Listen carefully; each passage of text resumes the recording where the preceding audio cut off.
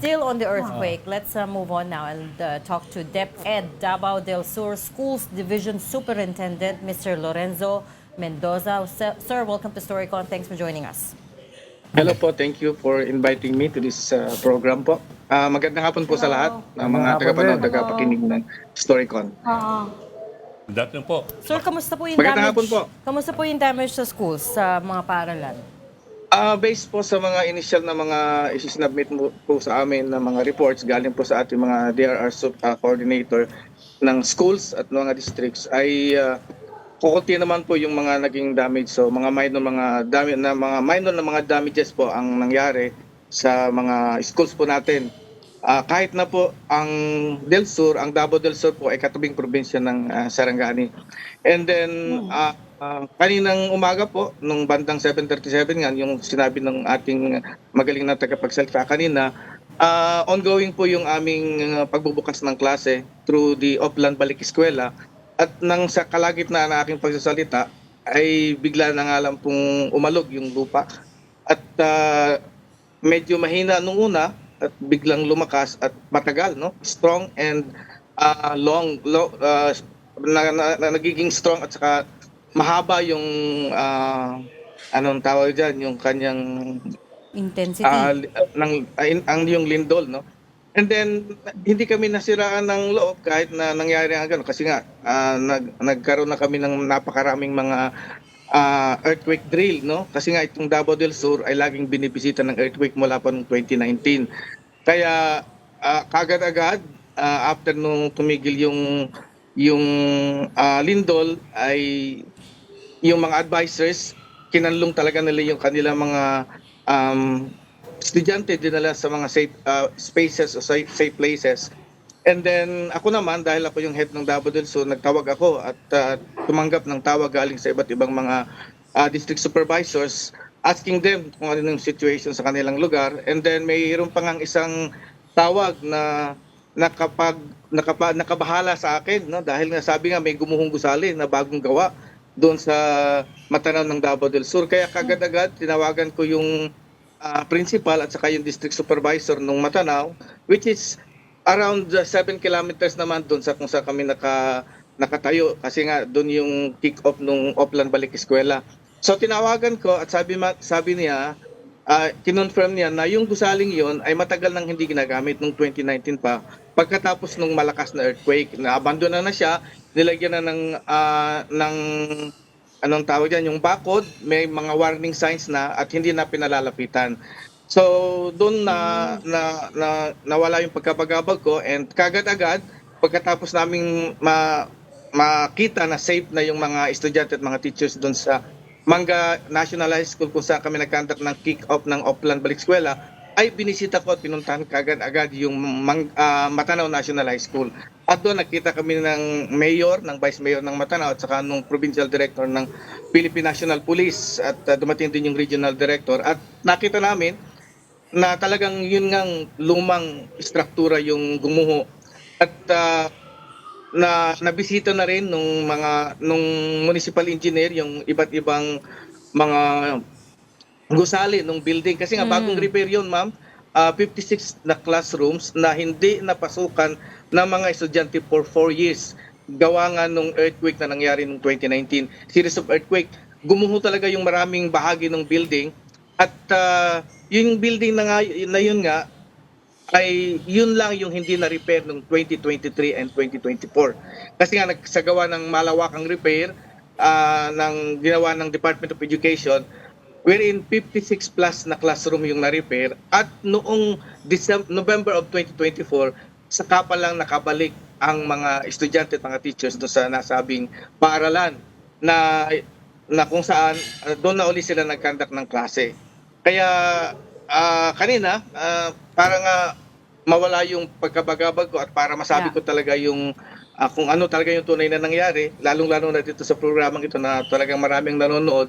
So sasabihin ko po na talagang yun pong gumuhong gusali ay luma, hindi na ginagamit, inabandona na po siya para tatayuan ng bagong building o ng bagong classroom. Kaya Okay, that's good to know. para po doon sa mga nagkakalat na mga balita na yun po ay bagong gawa, hindi po yun bagong gawa. Hindi po rin din yun na-repair kasi nga irrepairable na po siya at for demolition na po siya. Director, on another kind of damage, paano yung mga nawawasa kasi ng mga buildings, kayang ayusin yun eh.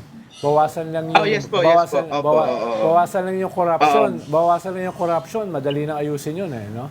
Ang isang damage na hindi natin napag-uusapan, yung invisible, yung trauma halimbawa ng mga estudyante. Paano ba yung sistema nyo o programa nyo para i-process yan?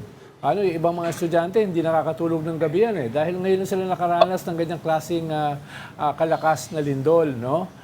May sistema ba kayo para bigyan ng counseling or therapy yung mga estudyante na talagang may tama sa impact niya? Iba-iba kasi yung level ng impact eh. Yes po, yes po. Dito naman po sa Davao del Sur kasi nga, sabi ko nga kanina, we were frequented by strong earthquakes since 2019. At aside from doing yung tinatawag nating earthquake drill na ginagawa namin every quarter at kuminsan mas marami pa kapag may mga nararanasan kami mga lindol, ay meron kami tinatawag na psychosocial na counseling na ginagawa sa ating mga teachers, sa ating mga estudyante upang sa gayon ay matulungan sila sa pag-cope up nung kanilang experience sa lindol. And then kaya nga yung kanina sa pagkatapos nung ma-situate na tapos na yung malakas na lindol, mayroong mga parents na nandoon, then nag-ask sila ng permission to already get their child para madala na sa kanilang bahay. And then kinausap ko rin yung mga iba't ibang district supervisors na makikipag-coordinate sa kanilang mga municipal mayor at saka doon sa iba't ibang sa kanilang mga barangay captain para matulungan sila na sa pagde-declare ng walang klase. Kaya dito po ngayon, pagkatapos po nung incident na yon ay na-declare na walang klase po ngayon. And then mangyayaring baka bukas ay wala pa rin dahil ay ginagawa ngayon ng ating mga municipal mayor through their municipal engineer ay ini-inspect po isa-isa ang bawat classrooms ng bawat eskwelahan. Sa isang munisipyo, napakarami po mga paaralan. We have 263 schools in the division of Davao del Sur na nasa siyam na munisipyo.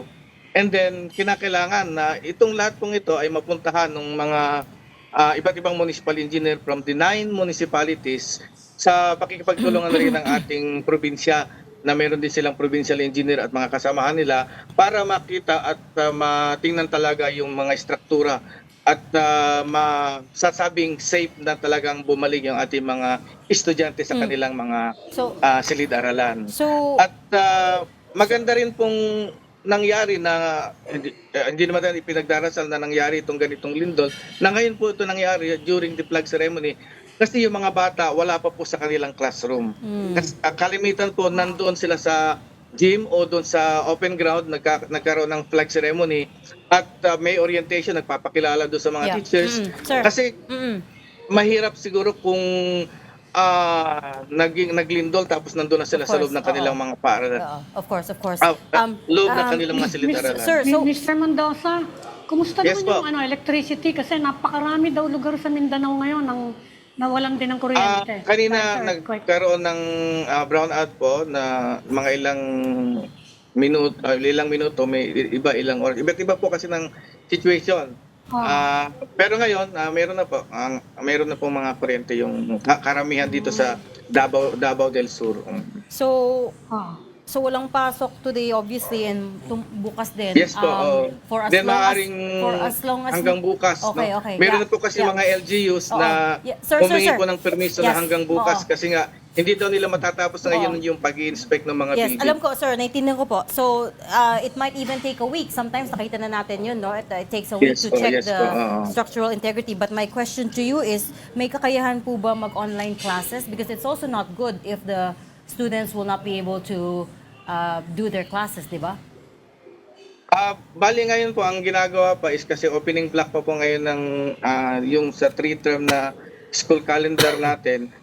Ang week na po ito is for assessment, for orientation. So ibig sabihin wala pa pong formal na klase talaga ang ngayon nga na linggong ito. So yun po yung sinasabi natin parang blessing in disguise pa rin na wala pa pong formal classes yung mga bata.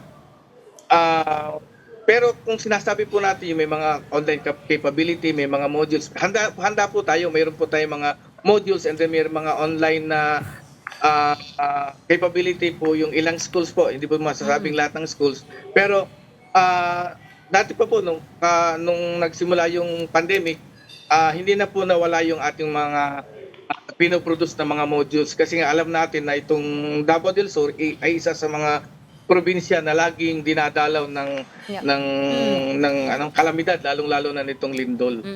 Well, hindi naman blessing in disguise. I mean, whichever way you look at it, it's a tragedy. Yeah. What sort of help do you guys need from DepEd, from the national agency? Ano pong klaseng tulong? And are you getting it? Ang call po kasi paparito na po yung ating nagtatawag na po yung ating mga personalities from the central office. Yun naman repair man lang po yung kinakailangan ng ibang building and then siguro mas kakailanganin po ng ibang rehiyon lalo na yung doon sa may Region 12 o sa General Santos City at saka sa Sarangani yung mga talagang nabugbog talaga ng nasabing lindol yung mga tulong. Dito po sa amin hindi naman po ganoon kagrabe po yung damage na based sa mga initial po na naibigay po sa amin.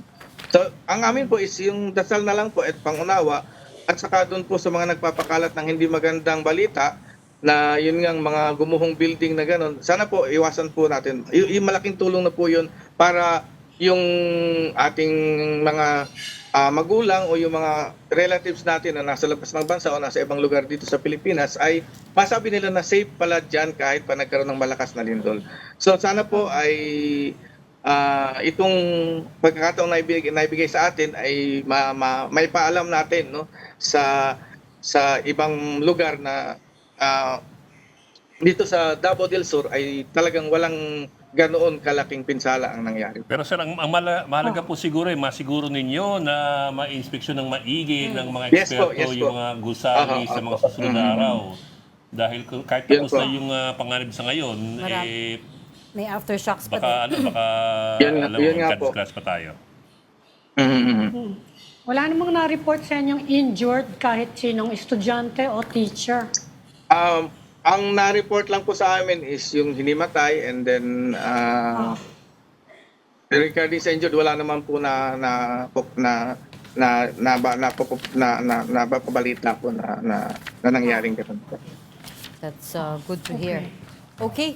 Salamat. We'll leave that there. Salamat for talking to us. DepEd Davao del Sur Schools Division Superintendent Mr. Lorenzo Mendoza. Salamat sir. Mag-ingat Salamat po. po. Thank you po. Salamat po. Thank Thank you you. very much po.